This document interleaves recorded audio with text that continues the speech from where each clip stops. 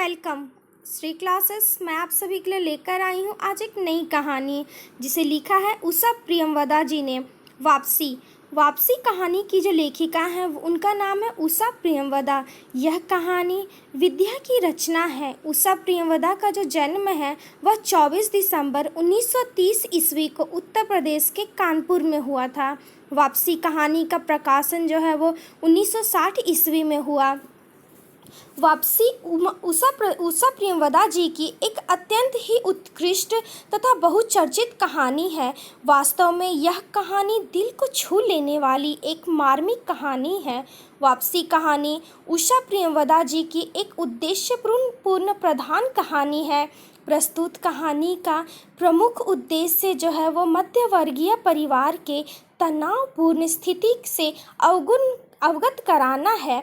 यह कहानी के माध्यम से लेखिका यह कहना चाहती हैं कि पुरानी पीढ़ी वाले व्यक्ति नई मान्यता को स्वीकार नहीं कर पाते और नई पीढ़ी वाले व्यक्ति पुरानी मान्यताओं को स्वीकार करना अपने को पिछड़ा हुआ समझते हैं। क्योंकि आजकल हम वर्तमान में इन समस्याओं को देखते हैं, क्योंकि आज की जो पीढ़ी है वो पुरानी जो मान्यता है उनको एक्सेप्ट नहीं करती। उनको लगता है कि अगर हम पुरानी मान्यताओं को अपनाएंगे तो हम उसी तरह से हम पिछड़े होते चले जाएंगे।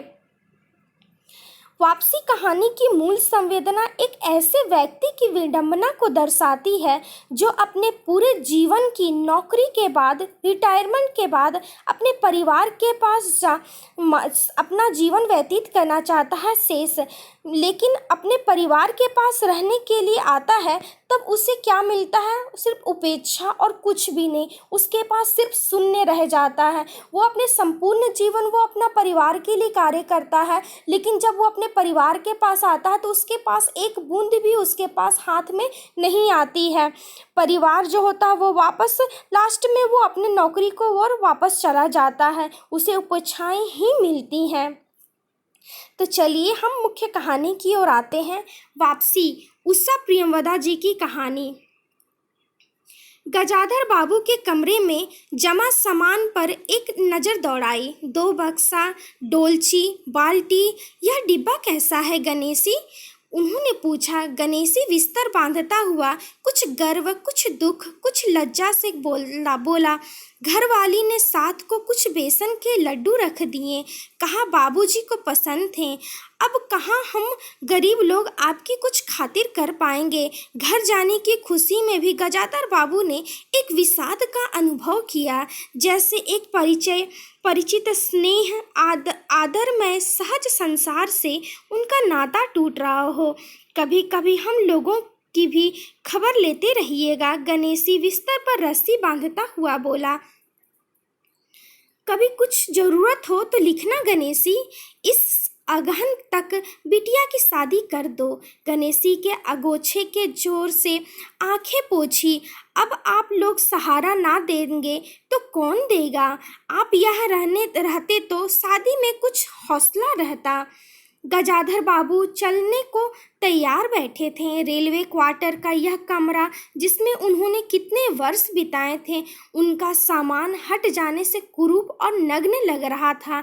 आंगन में रोपे पौधे भी जान पहचान के लोग ले गए थे और जगह जगह मिट्टी बिखरी हुई थी, पर पत्नी बाल बच्चों के साथ रहने की कल्पना में यह विछोह एक दुर्लभ लहर की तरह उठकर विलीन हो गया। गजाधर बाबू खुश थे, बहुत खुश। 35 साल की नौकरी के बाद वह रिटायर होकर घर जा रहे थे। इन वर्षों में अधिकांश समय उन्होंने अकेले रहकर काटा था। उन अकेले लक्षणों में उन्होंने इसी समय की कल्पना की थी। हम ये कहानी में आप देखते हैं कि गजाधर बाबू जो है वो रेलवे में कार्य करते हैं और वो 35 वर्षों से रेलवे में कार्यरत हैं। किंतु जब वो काम करते हैं तो रेलवे में जो काम होता है उनका गांव में भी होता है, तो जिसकी वजह से उनकी पत्नी और बच्चों को अच्छी शिक्षा देने के लिए उनकी पत्नी और जो बच्चे हैं वो शहर में रहते हैं, जिसकी वजह से गजाधर बाबू को दूरी का कष्ट सहना पड़ता, अपने परिवार से दूर रहकर अपना काम करना पड़ता है। अब वो रिटायर हो रहे हैं तब उन्हें खुशी है कि अब जीवन का जो शेष समय बचा हुआ है अब वो अपने परिवार और अपने बचा हुआ जो समय है वो परिवार और अपनी पत्नी के साथ में बिताएंगे। उन अकेले क्षणों में उन्हें इसी समय की कल्पना करते थे कि एक दिन रिटायर होने के बाद वो अपने परिवार के पास वापस जाकर खुशी खुशी अपने जीवन को व्यतीत करेंगे, जब वह अपने परिवार के साथ रह सकेंगे। इसी आशा के सहारे वह अपने अभाव का बोझ ढो रहे थे कि अपना आगे भविष्य में हम रहेंगे, इसलिए जो समय है वो किसी न किसी तरीके से बीत ही जाएगा। इसी आशा के सहारे वह अपने अभाव का बोझ ढो रहे थे। संसार की दृष्टि में उनका जीवन सफल कहा जा सकता था। उन्होंने शहर में एक मकान बनवा लिया था, बड़े लड़के अमर और लड़की कांति की शादी कर दी थी, 2 बच्चे ऊंची कक्षाओं में पढ़ रहे थे। गजाधर बाबू नौकरी के कारण प्रायः छोटे स्टेशनों पर रहे और उनके बच्चे और पत्नी शहर में, जिसमें पढ़ाई में बाधा ना हो। गजाधर बाबू स्वभाव से बहुत स्नेही व्यक्ति थे और स्नेह की आकांक्षा भी जब परिवार साथ था। ड्यूटी से लौटकर बच्चों के हंसते बोलते, पत्नी से कुछ मनोविनोद करते, उन सबके चले जाने से उनके जीवन में गहन सूनापन भर उठा। खाली क्षणों में उनसे घर में टिका ना जाता। कभी प्रकृति के ना होने पर भी उन्हें पत्नी के स्नेहपूर्ण बातें याद आती रहती। दोपहर में गर्मी होने पर भी 2 बजे तक आग जलाए रहती और उनके स्टेशन से वापस आने पर गरम गरम रोटियां सेकती। उनके खा चुकने और मना करने पर भी थोड़ा सा कुछ और थाली में परोस देती और बड़े प्यार से आग्रह करती। जब वह थके हारे बाहर से आते तो उनकी आहट पर वह रसोई के द्वार पर निकल जाती और उसकी सज्ज आंखें मुस्कुरा उठी। गजाधर बाबू को तब वो हर छोटी बात भी याद आती है और वह उदास हो उठते हैं। अब कितने वर्षों बाद वह अवसर आया था जब वह फिर उसी स्नेह और आदर के मध्य रहने जा रहे थे। यह एक हर काम करते हुए एक पुरुष की या हर एक कार्य करते हुए एक आदमी के जीवन की यह विडंबना होती है कि वह कार्य करते हुए वह धन तो कमाता है किंतु अपने परिवार से उसे दूर रहना पड़ जाता है। यह कहानी उसी चीज को यहाँ पे आकर्षित करती है, दिखाती है। टोपी उतारकर गजाधर बाबू ने चारपाई पर रख दी, जूते खोलकर नीचे खिसका दिए। अंदर से रह रहकर कहाकों की आवाज आ रही थी। इतवार का दिन था और उनके सब बच्चे इकट्ठे होकर नाश्ता कर रहे थे। गजाधर बाबू के सूखे चेहरे पर स्निग्ध मुस्कान आ गई। उसी तरह मुस्कुराते हुए वह बिना खांसे अंदर चले आए। उन्होंने देखा कि नरेंद्र कमर पर हाथ रखे शायद गत रात्रि की फिल्म में देखे गए किसी नृत्य की नकल कर रहा था और बसंती हंस हंस कर दूहरी हो रही थी। अमर की बहू को अपने तन बदन आंचल या घूंघट का कोई होश न था और वह उन्मुख रूप से हंस रही थी। गजाधर बाबू को देखते ही नरेंद्र धप से बैठ गया और चाय का प्याला उठाकर मुंह से लगा लिया। बहू को होश आया और उसने झट से माथा ढक लिया। केवल बसंती का शरीर रह रहकर हंसी दबाव के प्रयत्न में हिलता रहा। गजाधर बाबू ने मुस्कुराते हुए उन लोगों को देखा, फिर कहा, क्यों नरेंद्र, क्या नकल हो रही है? कुछ नहीं बाबूजी, नरेंद्र ने सिर पिटाकर कहा। गजाधर बाबू ने चाहा कि वह भी इस मनोविनोद में भाग लें, पर उनके आते ही जैसे सब कुंठित हो चुप हो गए। उससे उनके मन में थोड़ी सी खिन्नता उपज आई। बैठे हुए बोले, बसंती, चाय मुझे भी देना, तुम्हारी अम्मा की पूजा अभी चल रही है क्या?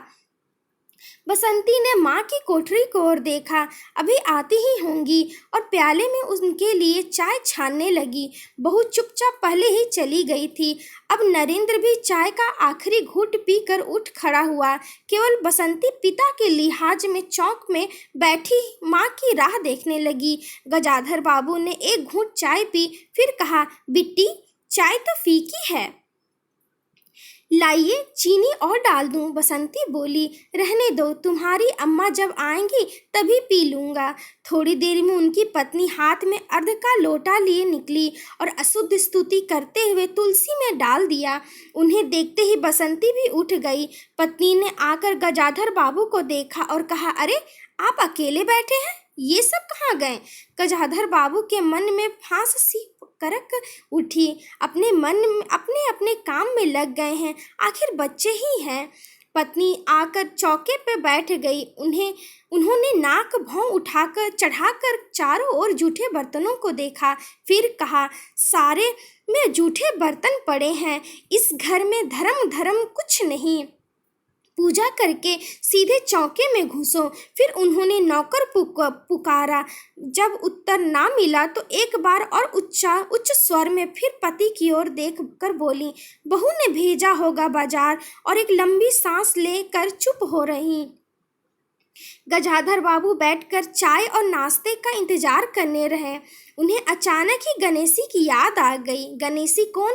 हमने जो आगे पढ़ा कि गणेशी जो है उनका रेलवे के क्वार्टर पे वहाँ रहता था। वह उसी गणेशी की याद आ गई जो रोज़ सुबह पैसेंजर आने से पहले वह गरम गरम पूरियाँ और जलेबी बनाता था।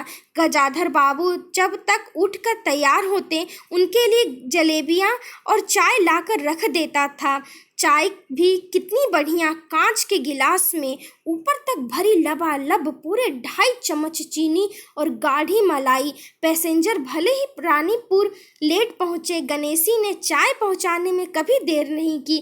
क्या मजाल कि कभी उससे कुछ कहना पड़े। कभी भी जो गजाधर बाबू उन्होंने कभी भी शिकायत करने का गणेशी ने कभी उन्हें मौका ही नहीं दिया।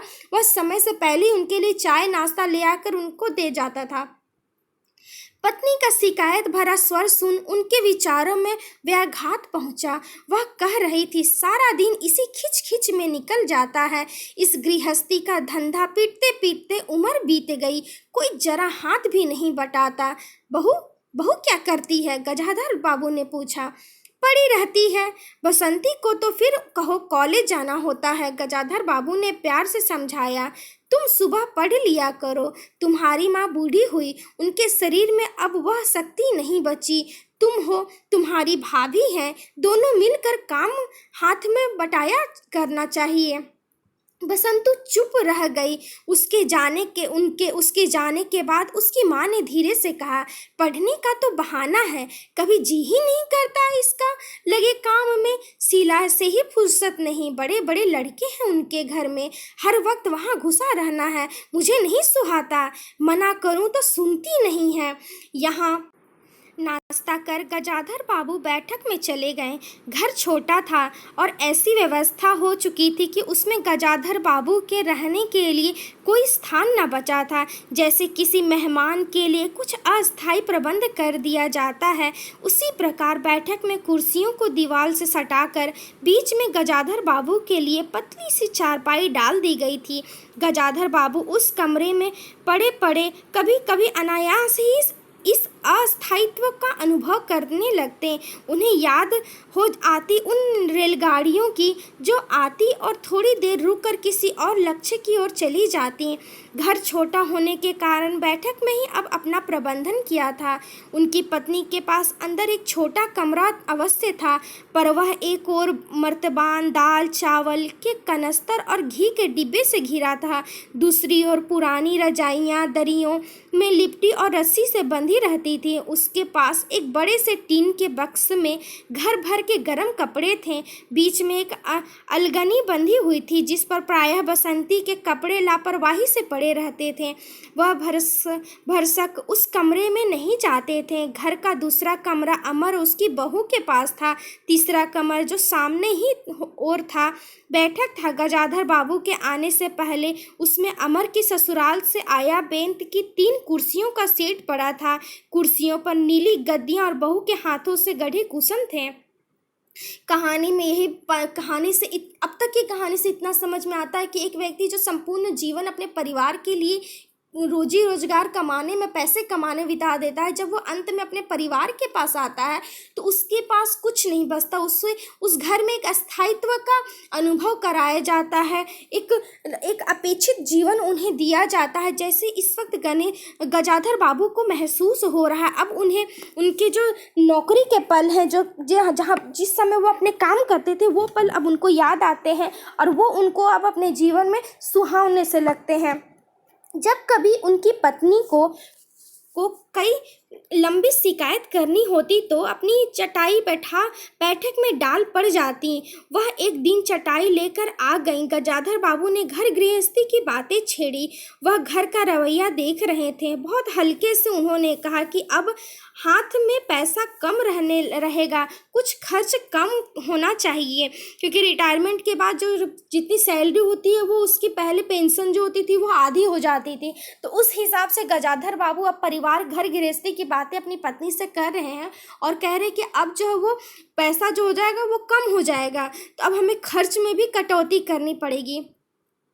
सभी खर्च तो वाजिब वाजिब हैं, किसका पेट काटूं, यही जोड़ गांठ करते करते बूढ़ी हो गई। ना मन का पहना ना ओढ़ा, यह शब्द पत्नी के सुन गजाधर बाबू ने आहत विस्मित दृष्टि से पत्नी को देखा। उनसे अपनी हैसियत छिपी ना थी। उनकी पत्नी तंगी का अनुभव कर उसका उल्लेख करती, यह स्वाभाविक था, लेकिन उनमें सहानुभूति का पूर्ण अभाव गजाधर बाबू को बहुत खटका। उनसे यदि राय बात की जाए कि प्रबंधन कैसे हो तो उन्हें चिंता कम संतोष अधिक होता, लेकिन उनसे तो केवल शिकायत ही की जाती थी, जैसे परिवार की सब परेशानियों के लिए गजाधर बाबू स्वयं ही जिम्मेवार हों। तुम्हें किस बात की कमी है? गजाधर बाबू ने कहा। अमर की माँ, घर में बहू है, लड़के बच्चे हैं, सिर्फ रुपए से ही आदमी अमीर नहीं होता, गजाधर बाबू ने कहा और कहने के साथ ही अनुभव किया। यह उनकी आंतरिक अभिव्यक्ति थी कि पूरे जीवन वो अकेले ही तो जीवन बिताते आए हैं। पत्नी से कह रहे हैं कि तुम्हें किस बात की समस्या, तुम तो अपने परिवार बच्चों के साथ रही हो, घर रहा है, बच्चे रहे हैं, बहू आ गई है, तो तुम्हें फिर किस बात का कष्ट रहा है? ऐसी उनकी पत्नी नहीं समझ सकती। उनकी अभिव्यक्ति, जो गजाधर बाबू की अभिव्यक्ति, उसको उनकी पत्नी नहीं समझ सकती। हाँ, बड़ा सुख है ना बहू से, आज रसोई में गई है, देखो क्या होता है, कहकर पत्नी ने आंख मूंदी और सो गई। गजाधर बाबू बैठे हुए पत्नी की ओर देख रहे थे। यही थी क्या उनकी पत्नी, जिसके हाथों के कोमल स्पर्श, जिसकी मुस्कान की याद में उन्होंने संपूर्ण जीवन काट दिया था? उन्हें लगा कि लावण्यमयी युवती जीवन की राह में कहीं खो गई है और उसकी जगह आज जो स्त्री है वह उनके मन और प्राणों के लिए नितांत अपरिचित है। गहरी नींद में डूबी उनकी पत्नी का भारी सा शरीर बहुत बेढौल और कुरूप लग रहा था। चेहरा श्रीहीन और रूखा था। गजाधर बाबू देर तक निसंग दृष्टि से पत्नी को देखते रहे और फिर लेटकर छत की ओर ताकने लगे। वो अब अपने पुराने दिनों के बारे में सोच रहे कि क्या इसी जीवन को जीने के लिए मैं इतने समय से अपनी कल्पनाओं में जी रहा था कि जब मैं रिटायर होऊंगा अपने सुखपूर्वक अपने परिवार के पास जाकर ऐसे ही जीवन को जीने के लिए मैं इतना कष्ट सह के रहा। अंदर कुछ गिरा। किचन रसोई में उनकी पत्नी हड़बड़ा कर उठ बैठी। लो, बिल्ली ने कुछ गिरा दिया शायद। वह अंदर भागी। थोड़ी देर में लौट कर आई तो उनका मुंह फूला हुआ था। देखा बहू को? चौका खुला छोड़ आई। बिल्ली ने दाल की पतीली गिरा दी। सभी तो खाने को हैं, अब क्या खिलाऊंगी? वह सांस लेने को रुकी और बोली, एक तरकारी और 4 पराठे बनाने में सारा घी उड़ेल कर रख दिया। जरा सा दर्द नहीं है, कमाने वाला हाड़ तोड़े और यहाँ चीजें लूटे। मुझे तो मालूम था कि यह सब काम किसी के बस का नहीं है। गजाधर बाबू को लगा कि पत्नी कुछ और बोलेगी तो उनके कान झनझना उठेंगे। ओठ भींच करवट लेकर उन्होंने पत्नी की ओर पीठ कर ली। रात का भोजन बसंती ने जानबूझकर ऐसा बनाया कि कौर तक ना निगल जा सके, यानी इस तरह का उसने खाना जो है वो बुरा खाना बनाया कि उसे गले से भी वो ना निकले। गजाधर बाबू चुपचाप खाकर उठ गए, पर नरेंद्र थाली सरका कर उठ खड़ा हुआ और बोला, मैं ऐसा खाना नहीं खा सकता। बसंती तुनक कर बोली, तो ना खाओ, कौन तुम्हारी खुशामद करता है? तुमसे खाना बनाने को कहा किसने था? नरेंद्र चिल्लाया। बाबूजी ने। बाबूजी को बैठे बैठे यही सोचता है? बसंती को उठाकर माँ ने नरेंद्र को मनाया और अपने हाथ से कुछ बनाकर खिलाया। गजाधर बाबू ने बाद में पत्नी से कहा, इतनी बड़ी लड़की हो गई और उसे खाना बनाने तक का सहूर नहीं आया। अरे आता तो सब कुछ है। पत्नी ने कहा कि आता तो उसे सब कुछ है, करना नहीं चाहती। पत्नी ने उत्तर दिया। अगली शाम माँ को रसोई में देख कपड़े बदल कर बसंती बाहर आई तो बैठक से गजाधर बाबू ने टोक दिया, कहाँ जा रही हो? पड़ोस में शीला के घर। बसंती ने कहा, कोई जरूरत नहीं है, अंदर जाकर पढ़ो। गजाधर बाबू ने बड़े कड़े स्वर में कहा। कुछ देर अनिश्चित खड़े रहकर बसंती अंदर चली गई। गजाधर बाबू को रोज टहलने चले जाते थे, लौट कर आए तो पत्नी से कहा, क्या कह दिया बसंती से? शाम से मुंह लपेटे पड़ी है, खाना भी नहीं खाया। गजाधर बाबू खिन्न हो आए।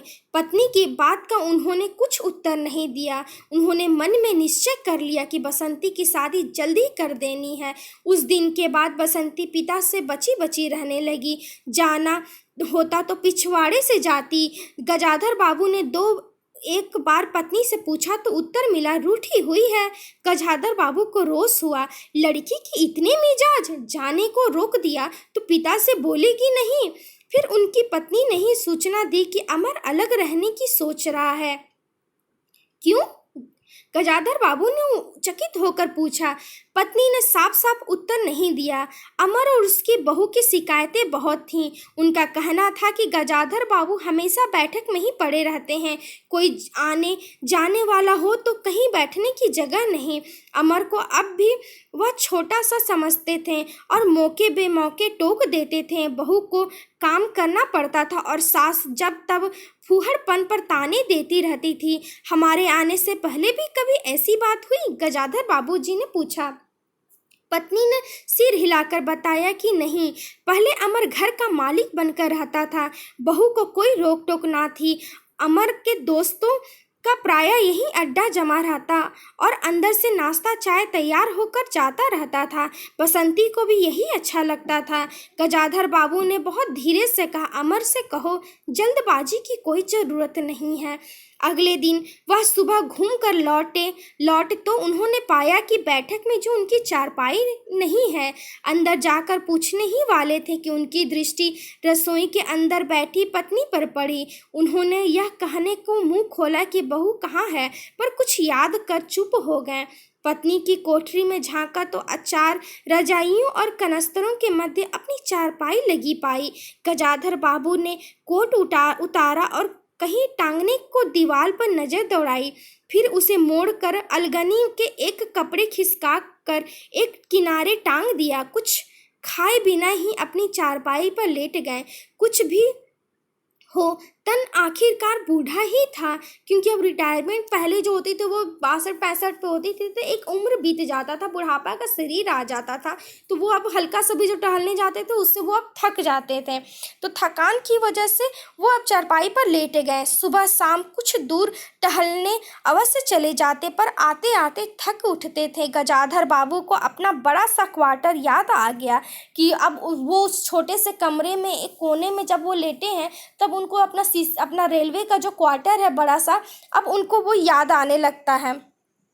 निश्चित जीवन। सुबह पैसेंजर ट्रेन आने पर स्टेशन की चहल पहल, चिर परिचित चेहरे और पटरी पर रेल के पहियों की खटखट जो उनके लिए मधुर संगीत की तरह थी। तूफान और डाक गाड़ी के इंजनों की चिंगाड़ उनकी अकेली रातों की साथी थी। सेठ रामजी मल की मिल के कुछ लोग कभी कभी पास आ बैठते, वही उनका दायरा था, वही उनके साथी। वह जीवन अब उन्हें एक खोई निधि सा प्रतीत हुआ। उन्हें लगा कि वह जिंदगी द्वारा ठगे गए हैं। उन्होंने जो कुछ चाहा उसमें तो उन्हें एक बूंद भी ना मिली। कि उन्होंने सोचा कि अब रिटायरमेंट के बाद एक सुखी जीवन जिएंगे, पर उनको आशा के अनुरूप उनको कुछ भी नहीं मिला। वो अब भी अकेले ही हैं। लेटे हुए वह घर के अंदर से आते विविध स्वरों को सुनते रहे। बहू और सास की छोटी सी झड़प, बाल्टी पर खुले नल की आवाज़, रसोई के बर्तनों की खटपट और उसी में दो गौरैयों का वार्तालाप। और अचानक ही उन्होंने निश्चय कर लिया कि अब घर की किसी भी बात में अब वो दखल ही नहीं देंगे। जब उनके परिवार को उनके बोले हुए शब्द ही खराब बुरे लग रहे हैं, तो अब वो परिवार से संबंधित किसी भी मसले में अब वो कुछ भी दखल नहीं देंगे। यदि गृह स्वामिनी के लिए पूरे घर में एक चारपाई की ही जगह नहीं है तो यहीं पड़े रहेंगे।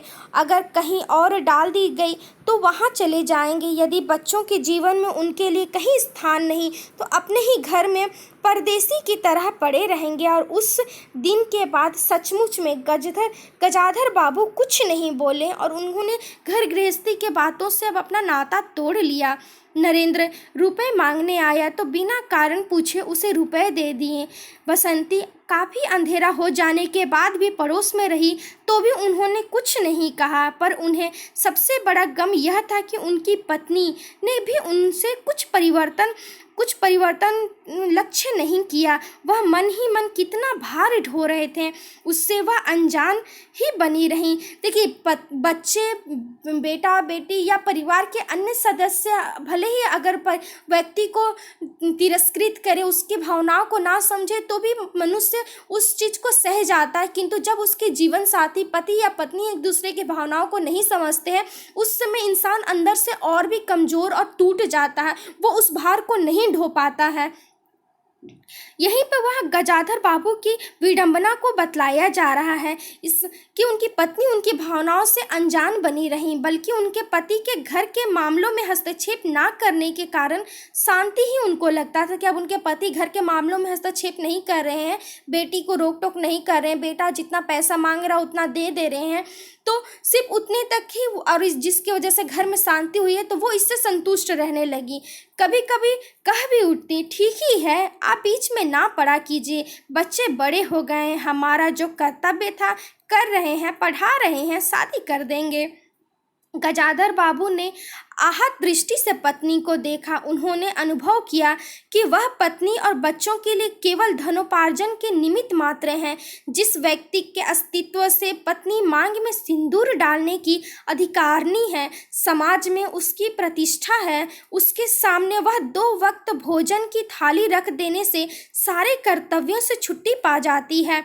वह घी और चीनी के डिब्बों में इतनी रमी हुई है कि अब वही उसकी संपूर्ण दुनिया बन गई है। गजाधर बाबू उनके जीवन के केंद्र नहीं हो सकते। उन्हें तो अब बेटी की शादी के लिए भी उत्साह बुझ गया है। जो उत्साह गजाधर बाबू ने अपनी बेटी की शादी को लेकर बांध लिया था, अब वो भी धीरे धीरे वो बुझने लगा है। उन्हें तो अब बेटी की शादी के लिए भी अब कोई उम्मीद, और कोई कहते ना कि पिता का जो शादी के लिए बेटी का एक उत्साह होता है, एक उमंग होता है, वो भी अब धीरे धीरे परिवार की स्थितियों को देखकर अब वो भी उनका कम होते जा रहा है। किसी बात में हस्तक्षेप ना करने के निश्चय के बाद भी उनका अस्तित्व उस वातावरण का एक भाग ना बन सका। जब गजाधर बाबू ने निश्चय कर लिया कि अब वो किसी भी बात के लिए अब रोक टोक नहीं करेंगे, घर गृहस्थी के कामों में कोई हस्तक्षेप नहीं करेंगे, उसके बावजूद भी उस परिवार के अस्तित्व में उनको भाग नहीं बना पाए वो अपना। उनकी उपस्थिति उस घर में ऐसी असंगत लगने लगी थी जैसे सजी हुई बैठक में उनकी चारपाई थी, कि जिस तरह से एक बेढंगे के तौर पे उसको देखा जाने लगा था। उनकी सारी खुशी एक गहरी उदासी में डूब गई कि जो उन्होंने खुशी हुआ था कि अब मैं रिटायर हो गया हूँ, अब मैं अपने जीवन के शेष समय अपने परिवार के साथ हंसी खुशी आराम से अपने जीवन में बिताऊंगा, वो खुशी अब उनके लिए उदासीनता बन गई है कि वो सारे सपने उनके पूरे नहीं हो पाए। इतने सब निश्चयों के बावजूद एक दिन बीच में दखल दे बैठे। पत्नी स्वभाव अनुसार नौकर की शिकायत कर रही थी, कितना कामचोर है, बाजार की भी चीज में पैसे बनाता है, खाने बैठता है तो खाता ही चला जाता है। गजाधर बाबू को बराबर यह महसूस होता रहता था कि उनके घर का जो रहन सहन है, खर्च उनकी हैसियत से कहीं ज़्यादा है, कि जितना उनके पास पैसा है और जितना उनके घर के खर्च होना चाहिए, उससे कहीं ज़्यादा उनके घर का रहन सहन और खर्च ज़्यादा है।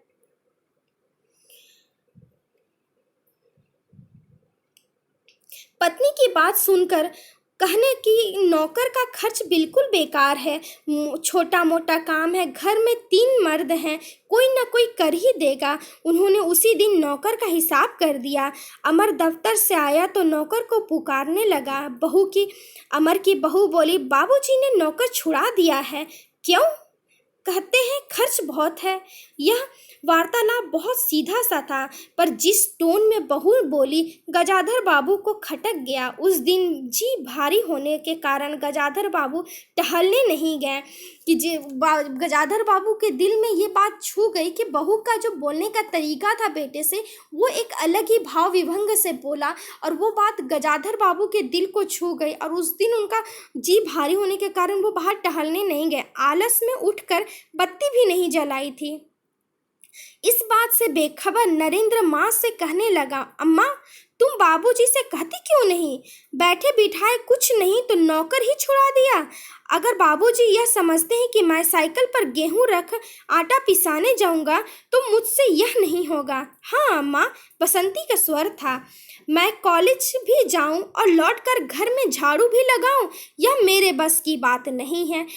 बूढ़े आदमी हैं, अमर भुनभुनाया, चुपचाप पड़े रहें, हर चीज में दखल क्यों देते हैं? पत्नी ने बड़े व्यंग्य से कहा। और कुछ नहीं सूझा तो तुम्हारी बहू को ही चौके में भेज दिया।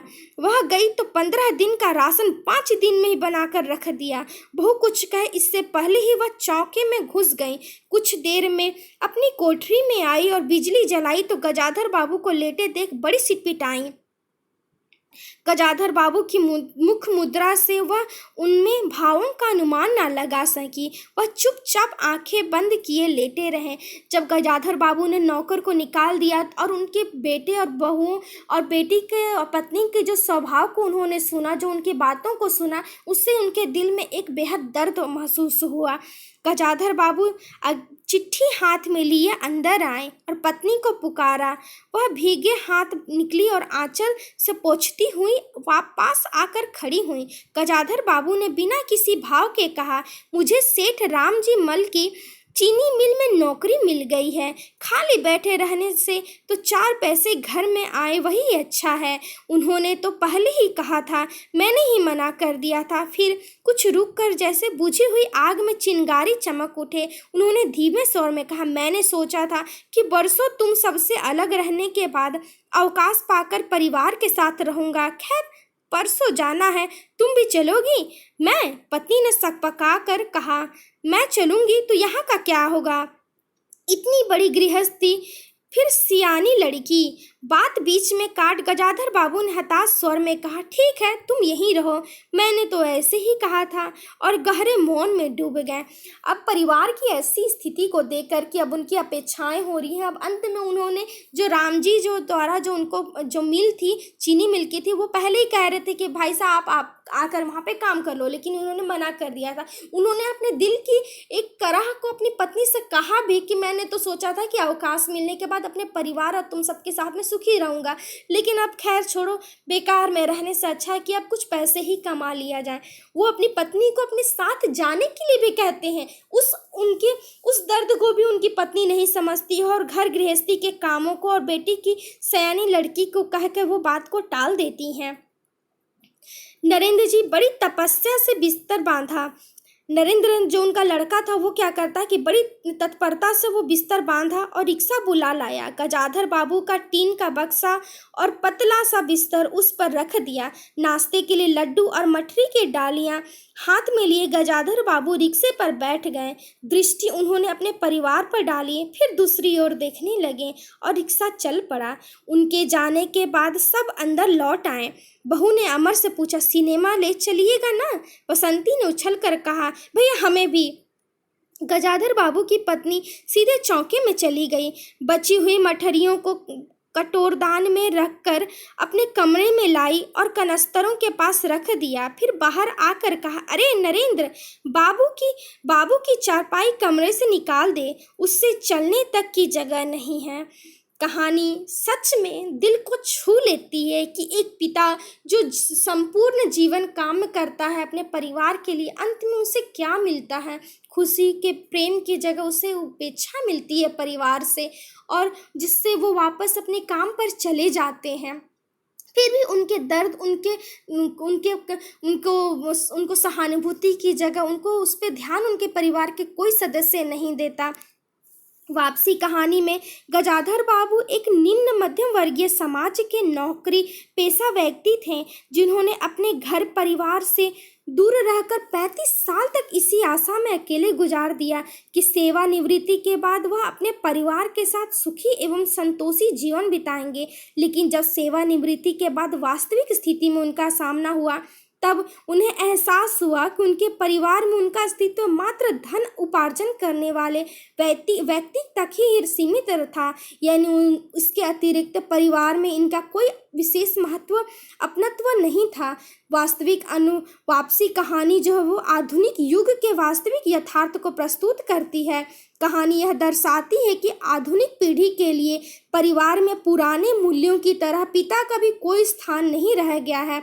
वह पत्नी व बच्चों के लिए केवल धनोपार्जन के निमित्त मात्र बनकर रह गए हैं। संतान जो होती हैं उनके लिए पिता की जी सिर्फ पैसे या रुपयों से ही महत्व मतलब रहता है कि वो अपने पिता के रुपये उनके धन संपत्ति में ही अपना अधिकार समझती हैं। लेकिन माता पिता के जो प्रेम होते हैं, उनको जो सम्मान होता है, जो अपनत्व देने की जब बात आती है संतान की, तब उसके लिए वो विक्षोभ कर लेते हैं। उस पर उनको ध्यान नहीं जाता और उसके लिए उनके माता पिता जो होते हैं वो उनको अब बोझ की तरह लगने लगते हैं। आई होप आप लोगों को मेरी ये कहानी पसंद आ गई हो। अगर आप लोगों को ये कहानी पसंद आए तो please like it, share it and subscribe my channel. Thank you.